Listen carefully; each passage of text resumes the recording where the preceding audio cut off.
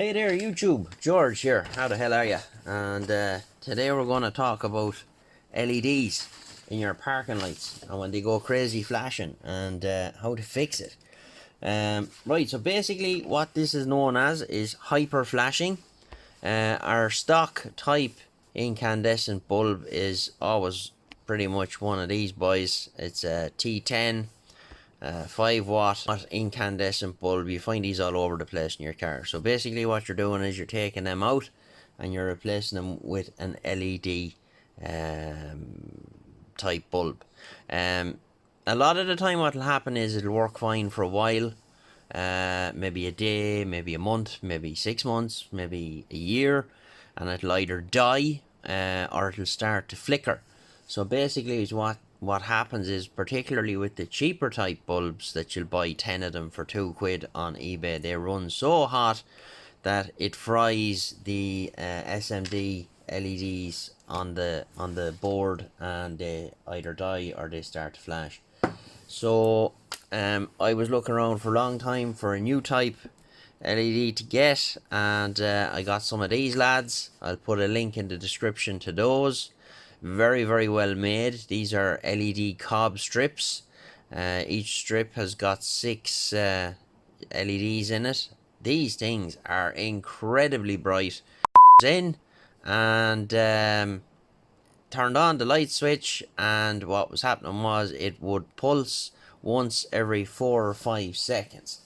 And completely dismayed, went off, done a bit of research and a bit of googling as to what people were doing, and a lot of them were talking about buying power resistors. I'll stick a picture of one of those here, and yeah, fine and dandy, but one of those things is not going to fit inside a headlight housing, and if it does, it's going to melt the absolute shite out of it everywhere because they get so hot.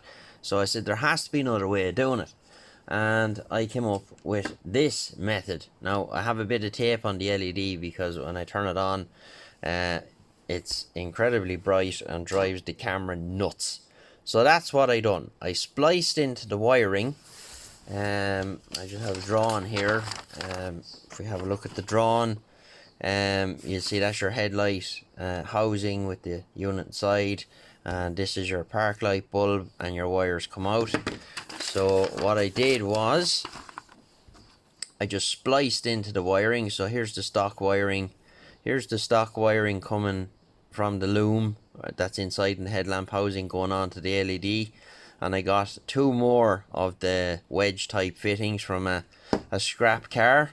And I stripped the wire back, I soldered them in, I taped them up. And basically what we're doing, I made a little bracket and I glued the bracket onto the back of the cap that goes on to the back of the lamp housing. And the bulb is just kind of there. It's in free space, it's not near any wires or anything like that. So the danger is that, you know, these get hot. Like, you wouldn't hold your fingers on it for too long.